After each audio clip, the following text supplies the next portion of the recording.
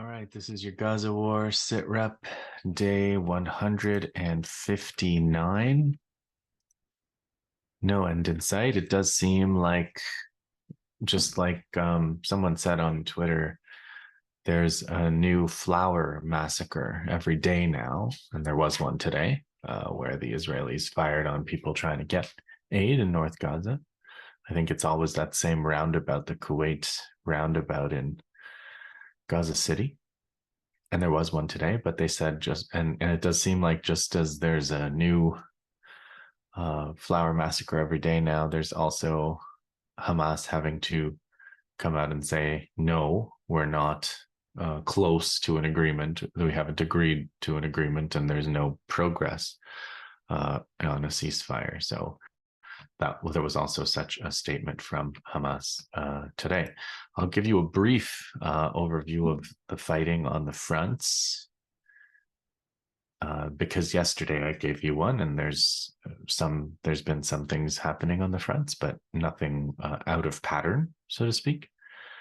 And then I'll break down some speeches. There was a speech by Hassan Nasrallah, the Secretary General of Hezbollah in Lebanon. There was a speech by one of the al-Aqsa Martyrs Brigade spokesperson with a disguised with the vocals disguised. Ismail Haniyeh, Hamas's political side spokesperson, made a speech. So there's quite a few speeches today. So this is one of those days where the words are the weapons, as I have said before. But first, the fronts. So we'll start with Iraq, and Iraq hit a airbase, an Israeli airbase, Palmachim airbase, with a drone. They released the news this evening. Yemen, I don't believe, has hit a new ship today since Pinocchio, but the Yemen, the Nasrallah leader, Malik al-Houthi, will be making apparently daily sermons, I guess, speeches during the month of Ramadan.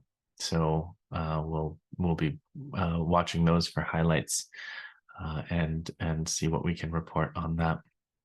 In terms of the West Bank, there was a major fighting in Qalqilia today, another town where we hadn't seen. We have been seeing fighting in the West Bank, but there's fighting in Qalqilia. Qalqilia, I think, is another one of those towns in the West Bank that has been completely surrounded by Israel's wall, and there's been some fighting there. Let me see if there's any details. It was not Qalqilia. I'm so sorry. It was Qalandia. Qalandia is a very. I've been through Qalandia a bunch of times. Qalandia's where there was a famous checkpoint. The Qalandia checkpoint was one of the major checkpoints in the West Bank that I had to go through to go back and forth in 2002 when I was there. That was I'm sure things have gotten much more controlled, I guess, since then. So yeah, sorry, Qalandia, not Qalqilia. Now, Hezbollah, in addition to the words being weapons, there are also weapons that are weapons.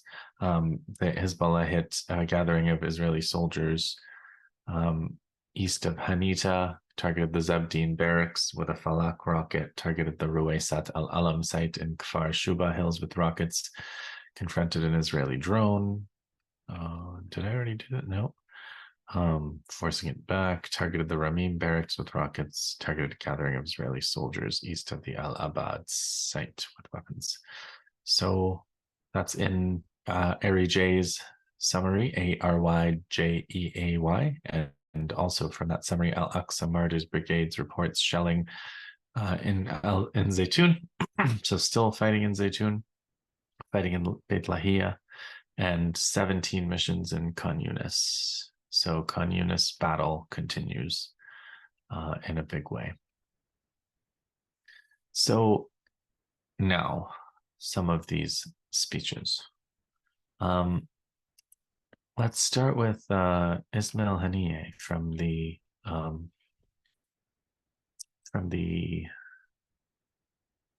political wing of Hamas. Okay. Um, where does he? And this, why don't we start with? Yeah, we should start with Ismail Haniyeh. And Ismail Haniyeh was mainly saying, uh, yeah, he's basically saying Biden is not Biden's changing rhetoric, but the American administration is required to do much more to stop the genocide and starvation pattern. Battlefield and negotiations are parallel lines. The movement bases its negotiations on the greatness and steadfastness of the resistance and strives with all its might to end the aggressive war on our people. The opportunity is available to reach a multi-stage agreement if the occupier's government abandons its obstinacy. And then he makes a note that the West Bank is subjected to abuse in order to distract it from supporting Gaza and to deplete the strategic stockpile it represents in the resistance project and the political constants of our cause. But this abuse and repression will not succeed and will be blown away by the winds. So that's interesting because he's expressing that he thinks of the West Bank as almost like a backup, a strategic depth for the struggle in Gaza, which is the front line. And I have always thought of it as Gaza is.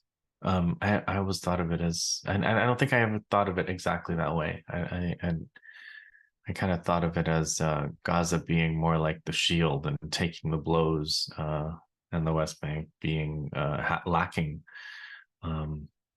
some of the protection in some ways because the Israelis are in there and Gaza, they had been until or whenever they aren't invading, they're forced to attack from afar.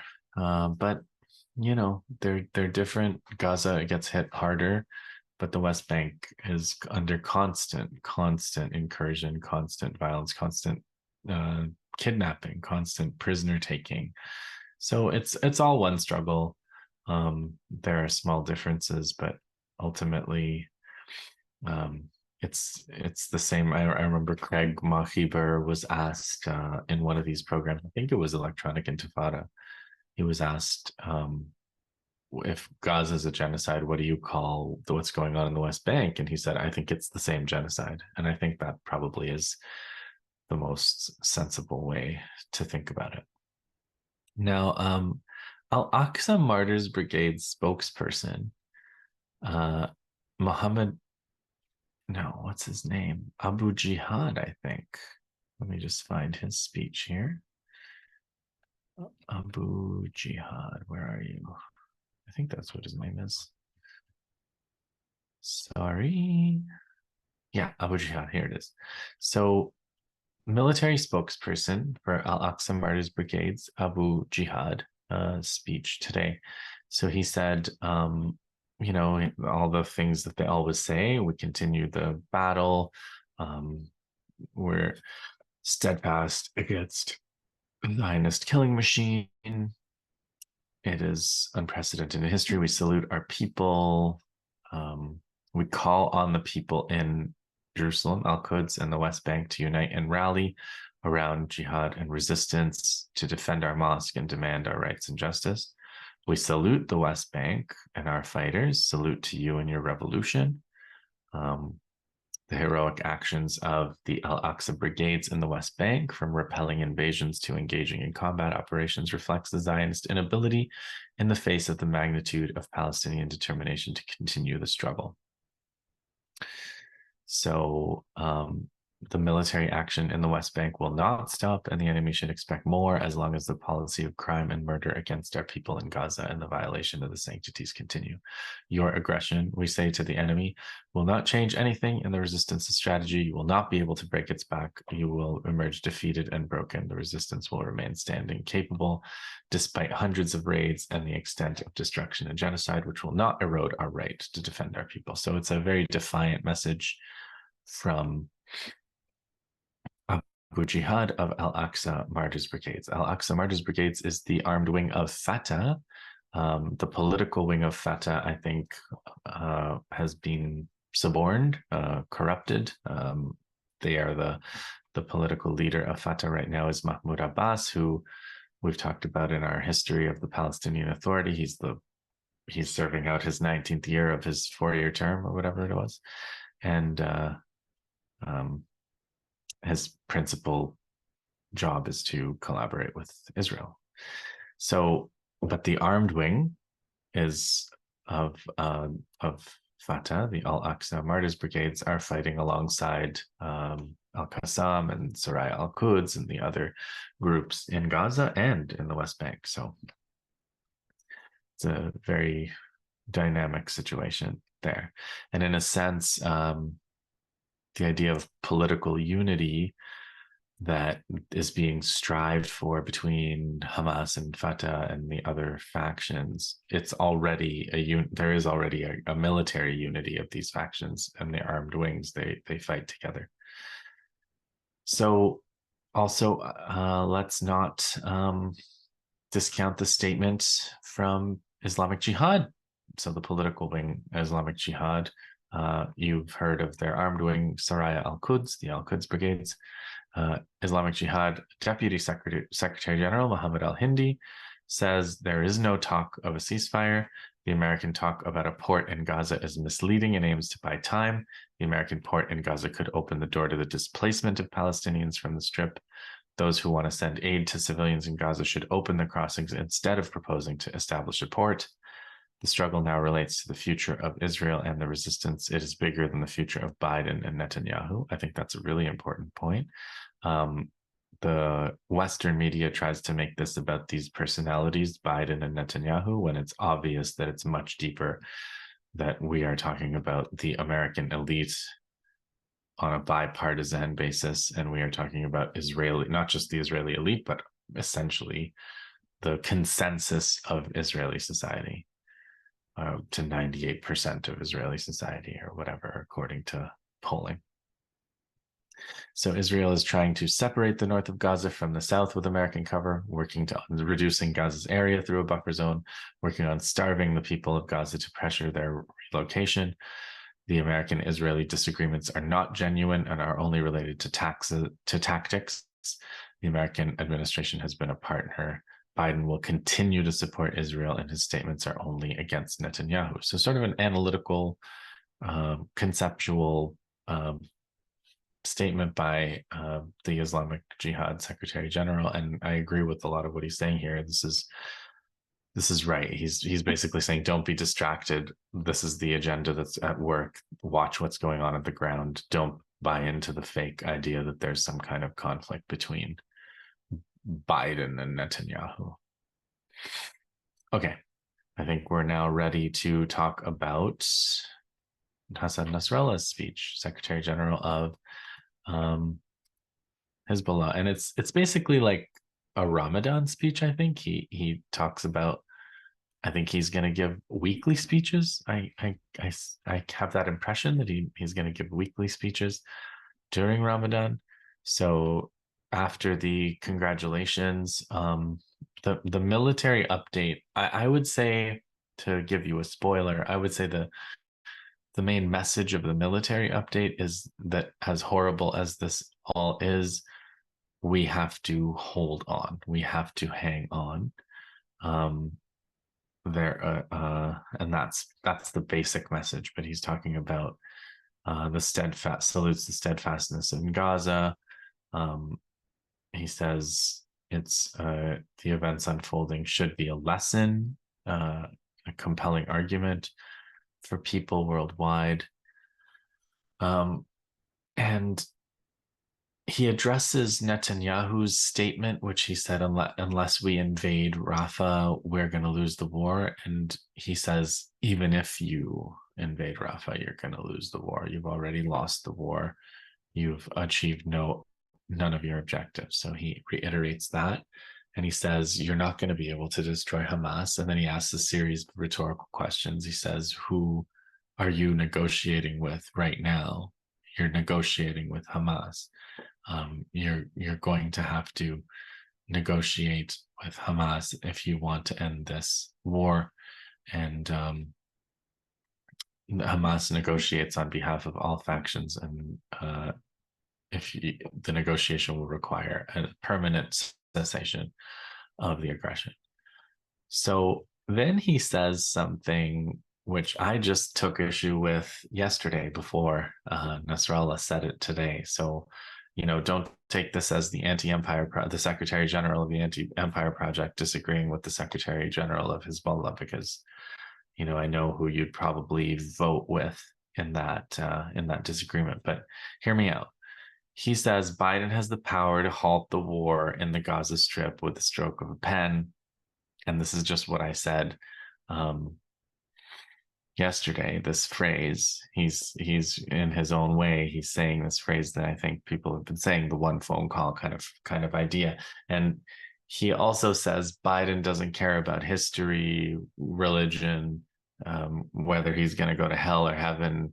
He doesn't care about his legacy.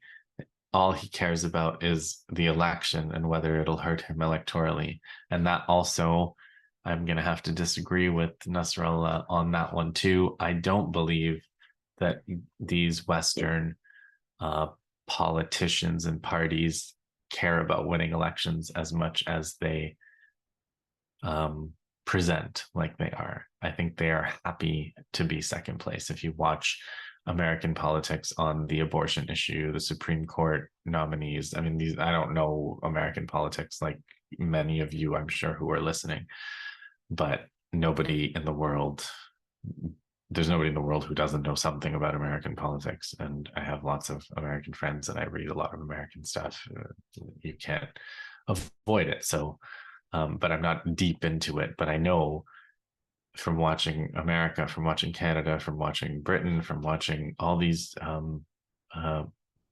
democratic systems, that in a democracy, the opposition party is happy to be second place if the bigger objectives are achieved. And the bigger objectives, and the biggest objective in this case, is support for genocide. And they'll take that hit knowing that the Republicans that will replace them, or the conservatives in Canada that will replace them, will continue the genocide just like they would. So it's a system. The phony dissent between these two or three or whatever parties is built into the system, and Biden doesn't care. I mean, Biden, who knows what's left of Biden cognitively, but whatever Biden is, he doesn't care as much as I think Nasrallah thinks for the outcome of the election. And that's also why I don't think that threat, you're going to suffer, you're going to lose the election because of this. I mean, I think it's true, but I don't think it's as scary a proposition as some of us activists may think that it is. Okay, so the other thing that he says, he talks about all of the fronts. He gives his own updates from the fronts. The resistance in Iraq launches rockets. The resistance in Lebanon is tying up maybe 100,000 troops, according to Nasrallah's count. The destruction of vehicles, tanks, the destruction of the Israeli soldiers are sitting there in the snowy mountains on the coast. They have to watch all the border because they're afraid of the Lebanese resistance. Hezbollah has displaced hundreds of thousands of Israeli settlers, and it's everyone's responsibility to persevere and resist. And his key point, he also endorses, he again says it's really important. Protests across the world are really important. Rallies are important. Pressure is important. And then he says, I think the most important message that he gives in terms of we have to hold on, he says the Israeli economy is exhausted, the Israeli military is exhausted, and they cannot keep this up forever. He basically says we don't know, they're they're good at concealing their losses. It's their right to conceal their losses. He says we also, we celebrate our martyrs, but we do conceal our losses too. We're not here to verify whether they hit what they say they hit, but he says they're suffering more, than much more than people realize, much more than they admit, and economically, militarily, they're exhausted, and this.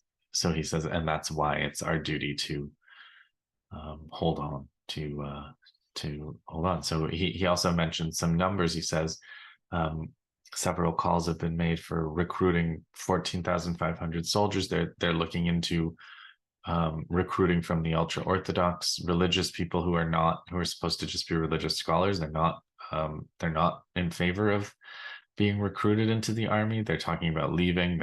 And he says some of their religious leaders are saying, we're going to leave if you force us to join the army, if you conscript us. And Hassan Nasrallah says that's the future of Israel is people leaving. He says patience is required. These matters take time. Victory is within those who remain patient. The enemy's army is showing signs of exhaustion. Our duty is to remain patient and persistent and continue what we're doing.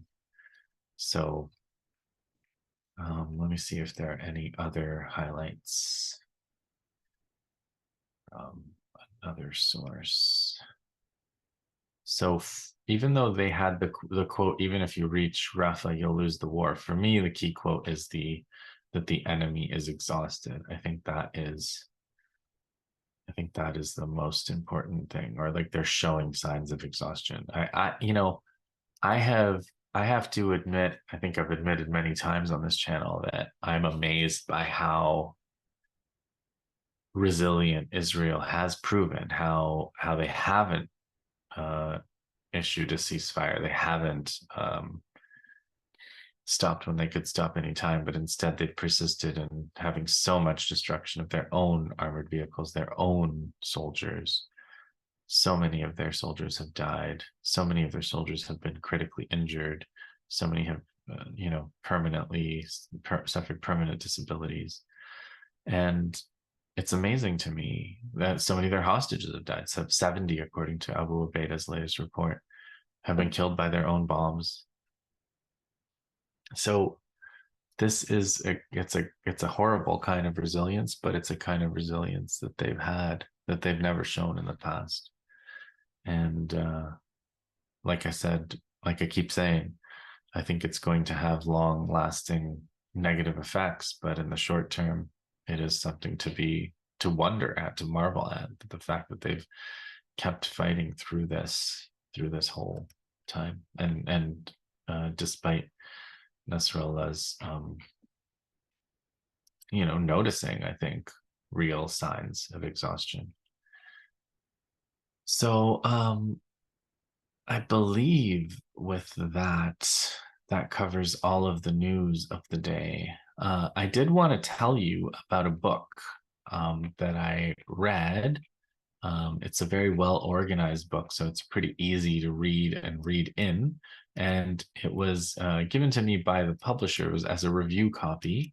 And the book is called Al-Aqsa Flood 2024 by Jacques Baud. So Jacques Baud wrote Operation Al-Aqsa Flood, The Defeat of the Vanquisher. A publisher, I don't know this publisher, it's the first time hearing of this publisher, is Max Milo. And Jacques Baud is interesting because Jacques Baud has an interesting resume. He's from Switzerland, and he was some kind of military intelligence analyst. So and intelligence is this exalted kind of word. It's got this mystique around it. But, if you're as an academic or a journalist, I mean, that's what we're doing, right? We're compiling information. We're trying to make sense of it. That's not different. It's not a different job from what an intelligence professional does, right?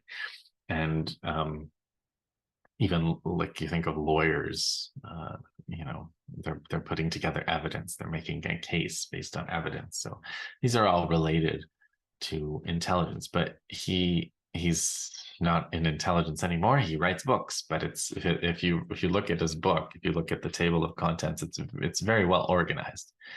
It's a very well organized table of contents. The Palestinian question, Israel's occupation policy. This is the kind of book I really like as a nonfiction. I really like the subtitles are exactly what the topic is. They're not these fancy subtitles where you can't make head or tails of what he's talking about. The sections are very short.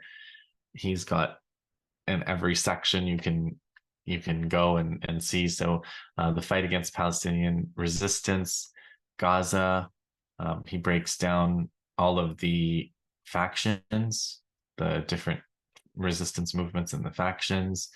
He's got small sections on each one, and then the Operation al-Aqsa, the he breaks that down, the Israeli response, Israel and its neighbors, conclusion. So the if you've been following the war from the beginning, this will be a useful reference. If you've been following, if you haven't, it's a good way to get caught up.